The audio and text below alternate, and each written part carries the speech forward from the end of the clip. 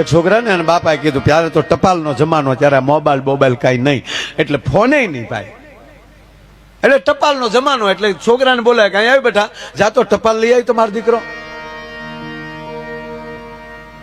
અમુકના છોકરા તો ખંભા જ ઉલાળે. આપણે કોઈકની ઘરે મહેમાન થઈને જાય ને બાપુ, તો આપણે કે જા બેટા આ માડીને ન્યાલી દૂધ લઈ આય. મહેમાન આવ્યા, ઓલા ન જાય શું કે એની ભે ક્યાં દોવા દે, તું તો જા. એને ન જવું બીજાની ભે હું વહુ કાવી નાખ. એટલે આને કીધું જા મારો દીકરો ટપાલ લઈ આવી જા, અને મેળો ખંભા ઉલાળવા કે નથી જવાનું. અરે જા આમ ટપાલ લઈ આવી.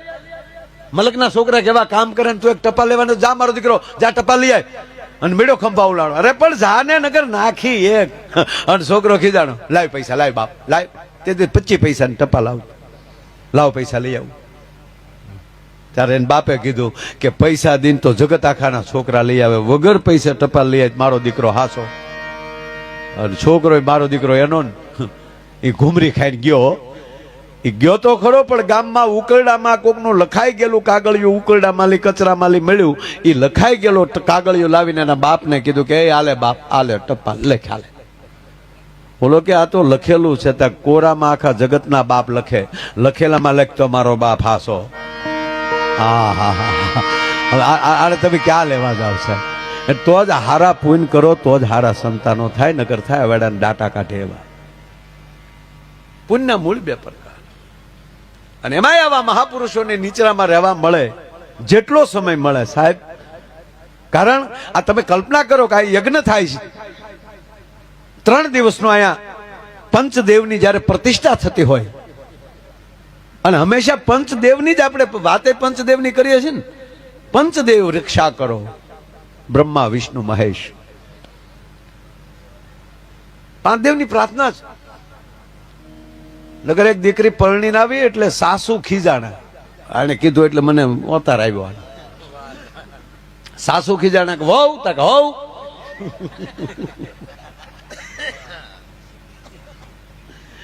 અરે નરસિંહ બાબુ, એક જગ્યાએ જે વહુ જે પરણીને આવ્યા ને, ત્યાં અત્યારના સમય પ્રમાણે અત્યારે તો હવે લાજુનું વયું ગયું હાવ.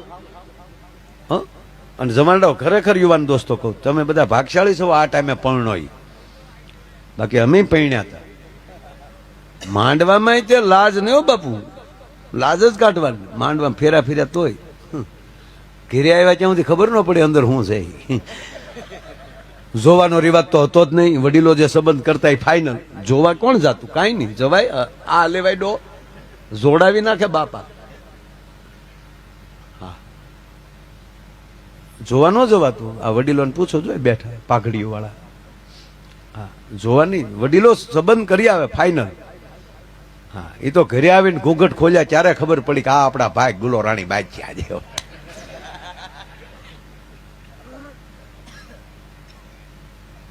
એટલે એ નવી વહુ આવી ને ઉઘાડા મોઢે ફળિયામાં આટા મારતી હતી. સાસુ ખીજાણા, શરમ નથી આવતી? અમે તારી જેવડીઓ હતું ને આજ ફળિયામાં પરણીને આવ્યું. કોઈ દી અહીંયાથી ઉપર ઘૂંઘટો નથી લીધો અને ઉઘાડા મોઢે આટા મારે. દીકરી અત્યારની એ કે સાસુમાં એકચ્યુઅલી તમારે રાડ્યું નહીં નાખવાનું, મને 15 દિવસ જોઈ લેવા ગયો લાજુ કાઢા જેવા છે કે નહીં, નહીતર તારા દીકરા મારા દીકરા.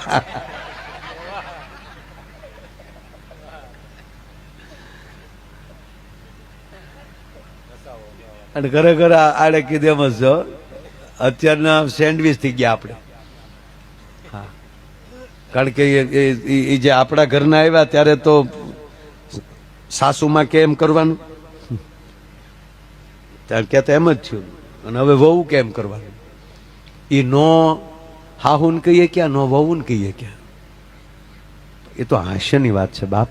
પણ જેના ઘરમાં સંસ્કારો છે ને એ ઘરમાં બાપુ અત્યારે ખબર નથી પડતી કે દીકરાના વહુ છે કે દીકરી છે, એ ખબર ન પડે સાહેબ. એવા પરિવારો જ્યાં ધર્મ છે ત્યાં હશે સાહેબ. બાકી તો એકલી સંપત્તિ હોય તો અહીંયા ખબર જ ન હોય છોકરાઓ ક્યાં ફરવા ગયા. બાપો પીડ્યો હમણાં લાવો એવા કરોડપતિના દાખલા દેખાડો કે 5-5 દી થઈ ગયા હોય, ડેટ થઈ ગયા હોય, અને છોકરા અમેરિકા હોય ને અહીંયા કોઈ સમાચાર ન આપ્યા હોય. દુર્ગંધ આવે બાજુના મકાનમાં ત્યારે ખબર પડે. અને પછી છોકરાને બોલાવે તો એ કે એકચ્યુઅલી મારે ટિકિટ નહીં થાય, તમે ગામના થઈને બધું પૂરું કરી નાખો ને. હવે આ દીકરા હાટું તો આપણે અને હાટું ફેરા ફેર્યા આપણે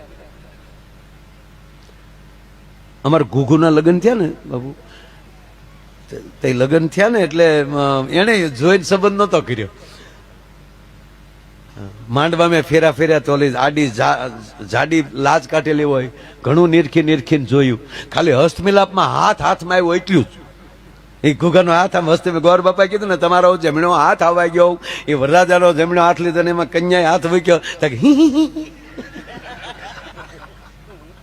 અણવર કે દાંત નો કાઢે ગલગલિયા થાય. આવો બિચારો અમારો અહીંયા ભાંગલો ઘુઘો. જાન આવી ગઈ પરણી, કોડી કડે રમી લીધા, વડીલોને પગે લાગી લીધા. દીકરી પાછી ઓરડામાં વહી ગઈ, મહેમાન બધા જમી લીધા. પણ ઘુઘાનું ધ્યાન ઓરડા બાજુ, કે કારે મહેમાનો એક બાજુ જાય અને ઘુઘો ઓરડામાં જાય અને હું મોઢું જોઈ લઉં. એ બધાની નજર સૂકવીને ઘુઘો જા રૂમમાં ગયો અને આમ જા ઘૂંઘટ કર્યો.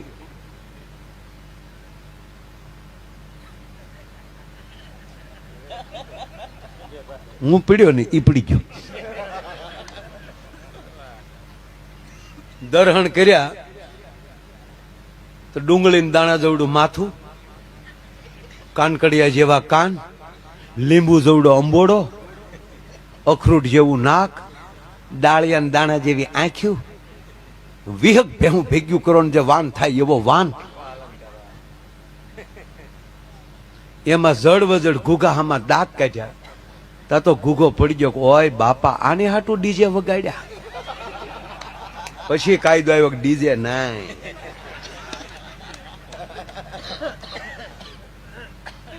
ઓહો, આને હાટું ડીજે પડી ગયો, મોઢામાં ફીણ આવી ગયા. તે ઓલી બાએ બિચારી નવી એને એમ છું કે રોય ને વાય આવતી લાગે. તે એને તે ડુંગળી ભાંગીને હું ગાડી પાણી સાટ્યું માથે, બહારથી જોડું લઈ આવીને હું ગાડ્યું. 15 મિનિટે માંડોલો ભાનમાં આવ્યો. એ 15 મિનિટે ભાનમાં આવ્યો ત્યારે ઓલી બેન એટલું, એની પત્ની એટલું બોલી, હા આમ શું કરો, હજી હું પરડીને હાલી આવું. કાલ સવારે હું હેલ લઈને પાણી ભરવા નીકળું તો કઈ ડેલીએ મારે લાજ કાઢવી ઈ તો મને કયો.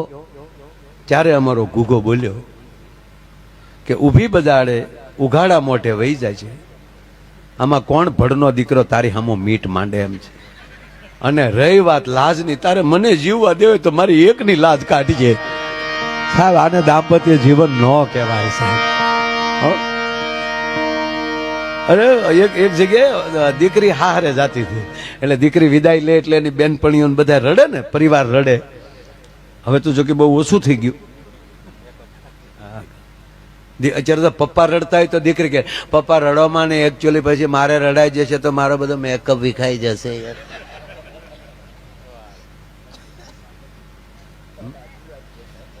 બાપુ દીકરી નથી, કાળજાનો કટકો છે. અખિલ બ્રહ્માંડના માલિકે દીકરીનું ઘડતર કરીને હાથ ધોઈ નાખ્યા. કારણ કે એક જ વ્યક્તિ એવી છે કે એના 4 નામ પડે. જયારે એનો જન્મ થાય ત્યારે પહેલું નામ પડે છે દીકરી. પછી એને પહેલો વહેલો કોઈ હારે પ્રેમ થતો હોય તો ભાઈ સાથે, એટલે બીજું નામ પડે છે બેન. અને એ જ બેન જયારે એમ કહેવાય 18-22 વર્ષની થઈ જાય અને 4 ફેરા ફરી પાર્કે ઘરે વહી જાય ત્યારે એનું ત્રીજું નામ પડે છે વહુ. અને એ જ જગદંબાની કૃપા થાય અને એ દીકરી દીકરાનો જન્મ આપે અને ત્યારે એનું ચોથું નામ પડે છે એ છે માં. પછી આ દુનિયામાં માથી મોટું કોઈ નથી. ભલા માણા માની માં હોય ને એને નાની કેવી પડે સાહેબ. એ દીકરીનું પાત્ર છે, જેવું તેવું પાત્ર નથી. પણ સંસ્કારને ખોડ આજ સમય 21મી સદીમાં આવા મહાપુરુષોના સાનિધ્યમાં જે પરિવાર રહેજો મારા બાપ, એ જ પરિવારમાં આનંદ મળશે. તમારી પાસે સંપત્તિ ગમે એટલી છે પણ સંતતિ એટલે સંતાનોની અંદર સંસ્કાર નહીં હોય તો તમારું બધું એલે જાય. આ દીકરી હારે જાતી, એની બેનપણી મોઢામાં સુંદરી ડોસાલ, આવજો બેની આવજો, કાગળ પત્ર લખજો, ભૂલી નો જાતા અમને. આપણે એમ થાય કે વિદાય ગીત ગાય કે તગડે છે. અને હવે તો વરઘોડિયા બાવડા પકડીને હાલ્યા જતા હોય.